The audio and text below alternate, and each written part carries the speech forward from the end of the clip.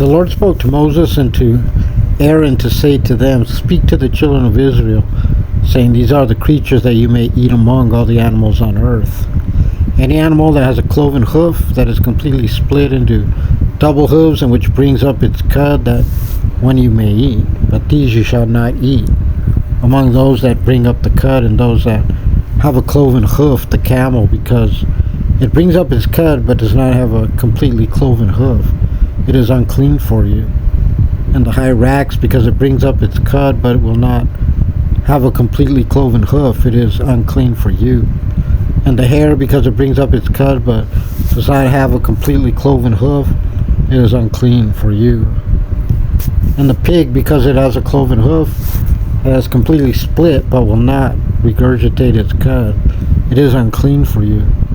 You shall not eat of their flesh, and you shall not touch their carcasses, they are unclean for you. Among all the creatures that are in the water you may eat these. Any of the creatures in the water that has fins and scales, those you may eat, whether it lives in the waters, in the seas, or in the rivers.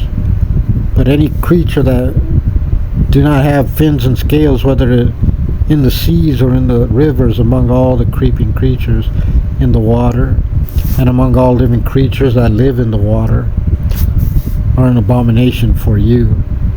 They shall be an abomination for you. You shall not eat of their flesh, and their dead bodies you shall hold in abomination.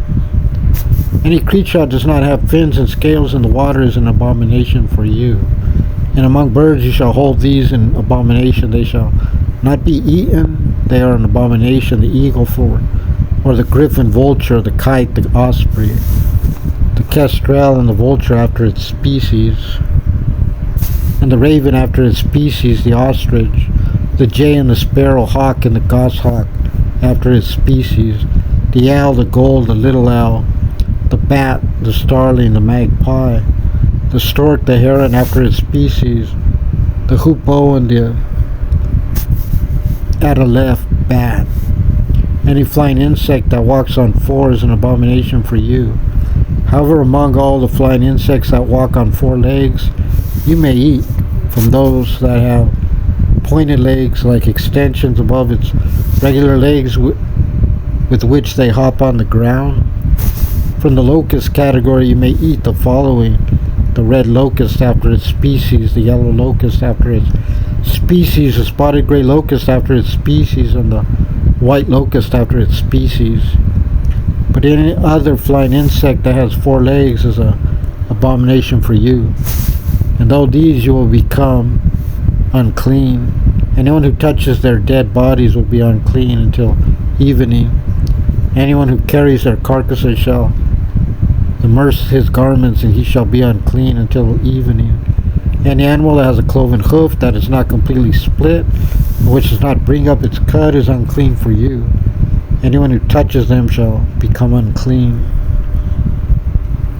And among all the animals that walk on four legs, any animal that walks on its paws is unclean for you. Anyone who touches their carcass will be unclean until evening. And one who carries their carcasses shall immerse his garments, and he will be unclean until evening. They are unclean for you. And this is unclean for you among creeping creatures that creep on the ground: the weasel, the mouse, and the toad after its species, the hedgehog, the chameleon, the lizard, the snail, and the mole. These are the ones that are unclean for you among all creeping creatures. Anyone who touches them when they are dead will be unclean until evening. And if any of these dead creatures falls upon anything, it will become unclean, whether it is any wooden vessel, garment, hide, or sack. Any vessel with which work is done, it shall be immersed in water, but will remain unclean until evening, and it will become unclean. But any earthenware vessel into whose interior any of them falls, whether it is inside, it shall become unclean, and you shall break the vessel itself. Of any food that is usually eaten, upon which water comes, will become unclean, and any beverage that is usually drunk, which is in any vessel, shall become unclean. Anything upon which any of their carcasses of these animals fall will become unclean. Thus an oven or stove shall be demolished. They are unclean, and they shall be unclean for you. But a spring or a cistern, a gathering of water, remains clean. However, one who touches their carcasses shall become unclean. And if of their carcasses falls upon any sowing seed which is to be sown, it remains clean. But if water is put upon seeds and any of their carcasses falls on them, they are unclean for you. If an animal that you normally eat dies, one who touches it, its carcass shall be unclean until evening.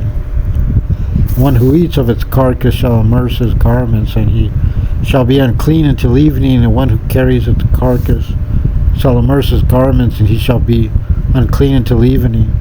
Any creeping creature that creeps on the ground is an abomination, and shall not be eaten. Any creature that goes on its belly, and any creature that walks on 4 legs, to any creature that has many legs among all creeping creatures that creep on the ground, you shall not eat, for they are an abomination. You shall not make yourselves abominable with any creeping creature that creeps, and you shall not defile yourselves with them, that you should become unclean through them. For I am the Lord your God, and you shall sanctify yourselves and be holy, because I am holy, and you shall not defile yourselves through any creeping creature that crawls on the ground. For I am the Lord who has brought you up from the land of Egypt to be your God. Thus you shall be holy, because I am holy. This is the law regarding animals, birds, all living creatures that move in water, and all creatures that creep on the ground, to distinguish between the unclean and the clean, and between the animal that may be eaten and the animal that may not be eaten.